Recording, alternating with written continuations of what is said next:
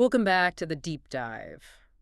We're opening a file today that tackles a frustration, I think, well, it's almost universal, but it's rarely diagnosed correctly. You know that feeling. You're doing everything right. You've got the job, you're blowing money on sports cars, you're saving a little bit here and there. But it feels like you're running on a treadmill. Exactly. You're sweating, the effort is real, but the scenery just never changes. It's that feeling of high velocity with zero displacement.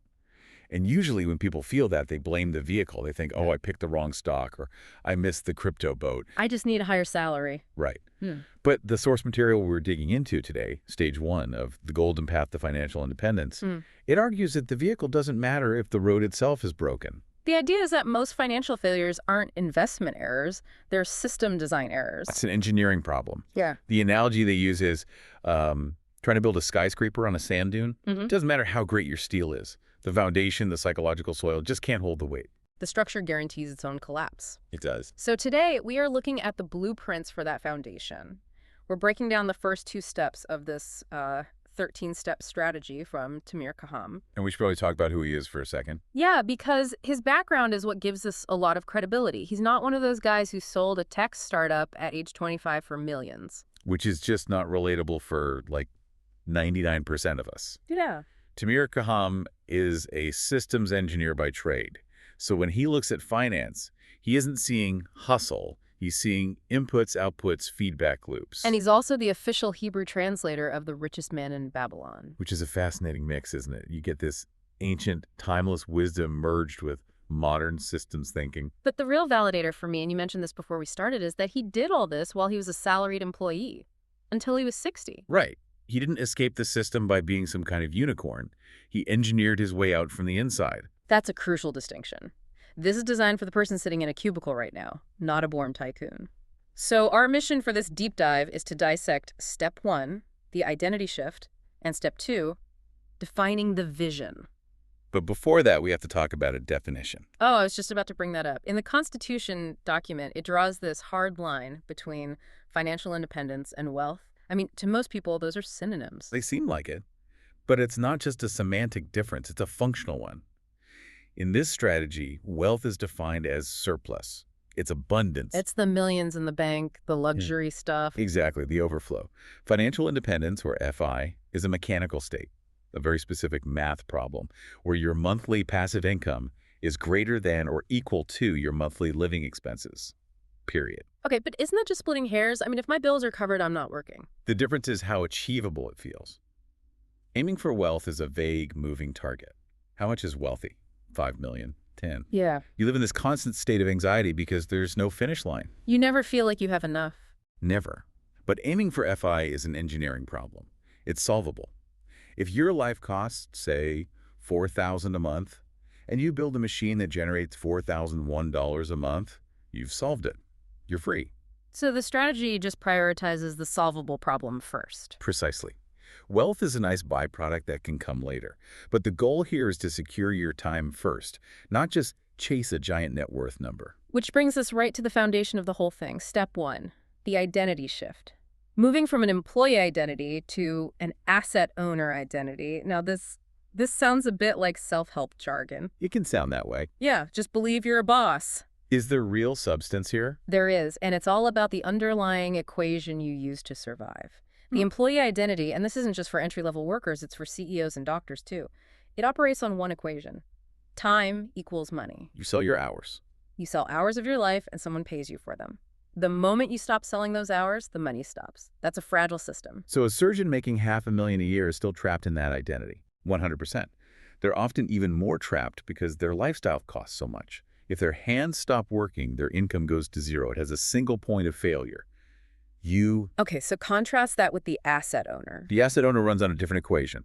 Systems equal money. Their focus isn't how much can I work, it's what assets can I own that work for me. And the source says Tamir had this epiphany at 45 after reading Rich Dad, Poor Dad. He did. But here's the crucial part. He didn't quit his job. He went back to the same desk the next day.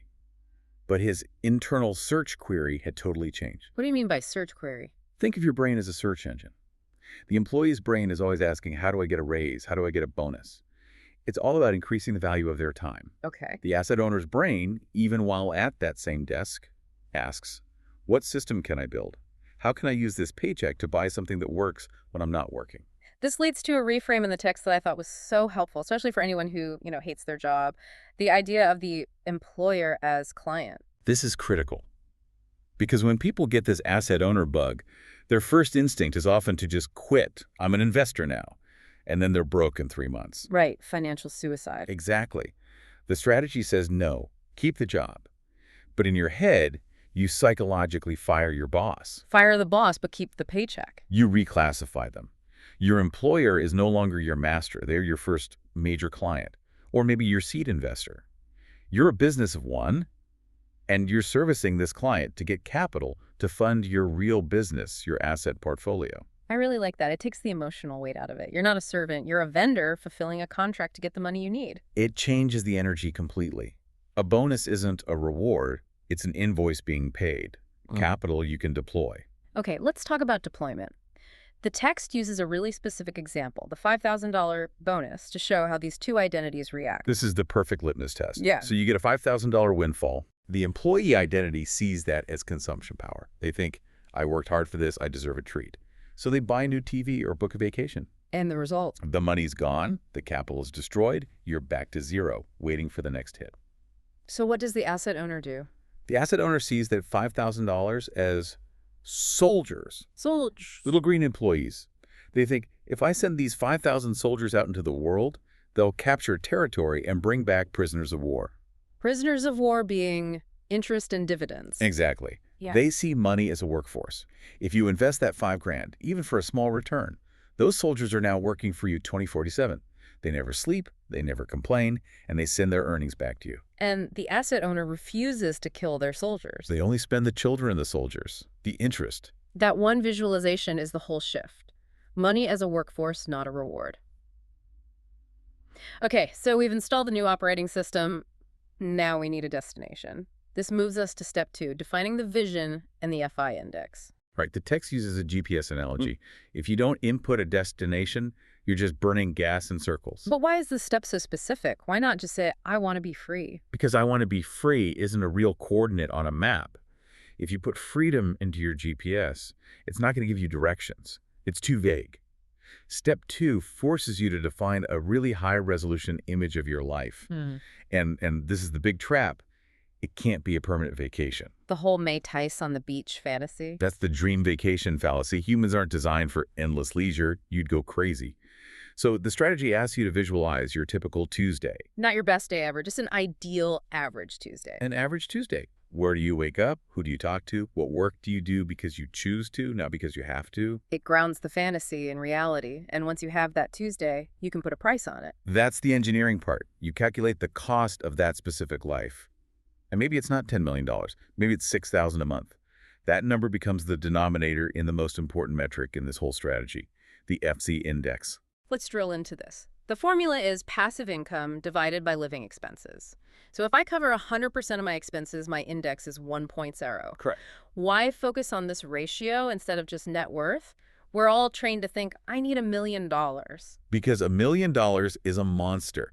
If you're starting with zero and I tell you you need $2 million to retire, your brain just shuts down. It feels impossible. It's like looking up at Mount Everest from the base. Totally. But if I tell you your goal is to get your FI index from 0.0 to 0.01, that's a problem your brain can actually work on. And 0.01 is just 1% of your expenses. Right. If your expenses are $4,000 a month, 1% is $40. Can you find a way to make $40 a month passively? Or can you cut your expenses by $40? The index moves both ways. It gamifies the whole process. It turns it into a progress bar. Moving from an index of 0.12 to 0.15 feels like a win. You get that dopamine hit. That creates momentum that a vague net worth goal just can't. I want to pause here. We're on steps 1 and 2, but the source notes mentions step 13, continuous focused learning, as a parallel backbone. Why bring up the last step now? Because it's not a linear checklist. You don't just do step 1 and you're done. The identity shift isn't a one-time thing. The world is constantly trying to drag you back into the employee mindset. All the advertising, social pressure. Everything. Step 13 is the maintenance. You have to keep feeding that asset owner identity with books and education, or it will starve. If you stop learning, you just float back down to average. So it's the fuel that keeps the engine of step one running. Okay, so let's make this actionable. What's the homework for someone listening right now? 2 specific assignments from the text. First is a mental challenge. For the next 7 days, police your own thoughts. Every time you catch yourself asking an employee question like, I wish I earned more, You swap it out. for the acetone search query. Mm-hmm. How could this become a system? If you're paying a bill, ask, where are the soldiers that could pay this for me? Train that neural pathway. Okay, and the second one. Radical honesty. You need to calculate your current FI index. Take your last month's passive income, and for most people that's zero, maybe a few dollars in interest, and divide it by your last month's expenses.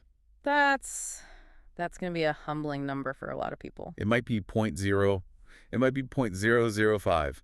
And that's painful, but you can't navigate a ship if you refuse to look at your coordinates.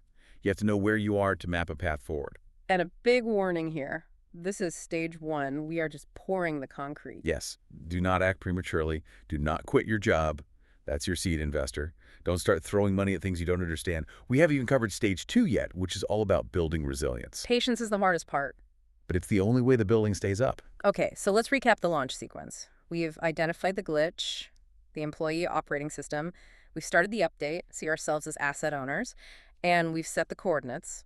A typical Tuesday funded by an FI index of 1.0. And we've agreed to be brutally honest about our starting point. In our next deep dive, we're moving on to stage 2. We'll cover steps 3 and 4, moving from mindset to the tactical stuff, radical transparency, and mapping your financial reality. That's where we open up the hood and see what the engine is actually doing. If today was the destination, next time is the diagnostics. Can't wait. Now, as always, we need to be clear. Absolutely. Please remember, this conversation is for educational purposes only. We are analyzing a strategy. We are not your financial advisors. All financial decisions carry risk, so please consult with a qualified professional. I want to leave you with a thought to chew on this week. It really sums up the difference between the two identities we discussed. You're already building a financial future with every single decision you make. You're building something. The only question is, are you building it like an employee, hoping for a safe landing? Or are you building it like an engineer designing a machine that flies? That's the question. Thanks for being here on the deep dive. We'll see you in stage 2.